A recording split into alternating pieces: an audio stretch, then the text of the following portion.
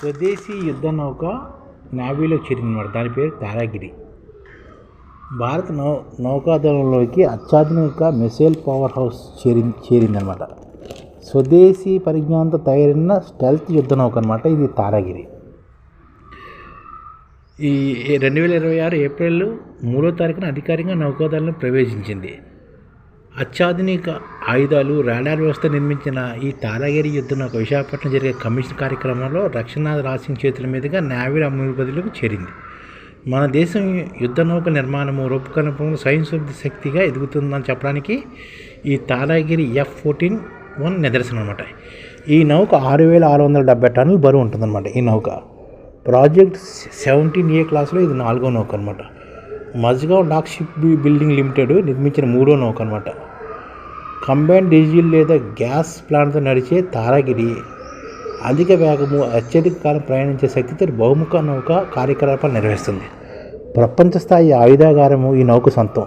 ఇందులో సూపర్సోనిక్ వేగం కలిగిన బ్రహ్మోస్ వంటి ఉపరితలం ప్రయోగించే క్షిపణులు, మధ్యస్థ స్థాయి ఉపరితలం నుంచి గగనతలం ప్రయోగించే క్షిపణులు, ఒకేసారి 10 లక్ష్యాలను గుర్తించి ట్రాక్ చేయగల మల్టీ ఫంక్షన్ రాడారు, ప్రత్యేకత కూడిన శత్రు జలంతర్గామంపై దాడి చేయగల యుద్ధ సామాగ్రి ఉంటాయన్నమాట. శత్రు దాడులను సిబ్బంది క్షణాల్లో తిప్పికొట్టేలా కాంబాట్ మేనేజ్మెంట్ సిస్టమ్తో వీటిని అనుసంధానించారన్నమాట. మునిపటి డిజైన్ కన్నా ఎంతో ఆధునికంగా రూపొందించిన యుద్ధ నౌక శత్రు రాడాలకు చిక్కకుండా ప్రత్యర్థులకు విరుచుకుపడగలదు.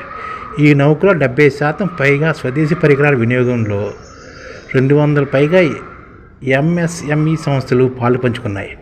వేలాది మందికి ఉపాధి లభించిందని అధికారులు చెప్తున్నారు. ప్రభుత్వ ఆత్మనిర్భర్ కార్యక్రమానికి స్వదేశీ నౌకాశ్రయాల అత్యాధునిక ఇంజనీరింగ్ సామర్థ్యాలకు ఈ నౌక ప్రతిరూపంగా కేంద్ర రక్షణ శాఖ తెలిపింది. సముద్ర జలాల్లో అగ్రశ్రేణి వేటగాడిగా కాకుండా ఆధునిక దౌత్యంలోని సంక్లిష్టతను, మానవీయ సంక్షోభం ఎదుర్కోవడానికి కూడాను ఈ తారాగిరి నౌక నిర్మించారని అధికారులు చెప్తున్నారు. ఈ తారాగిరి నౌకలోని అన్ని రకాల సౌకర్యాలు ఉన్నాయన్నమాట. యుద్ధంకే ఇది ఎంతో మేలు అనమాట. యుద్ధం వస్తే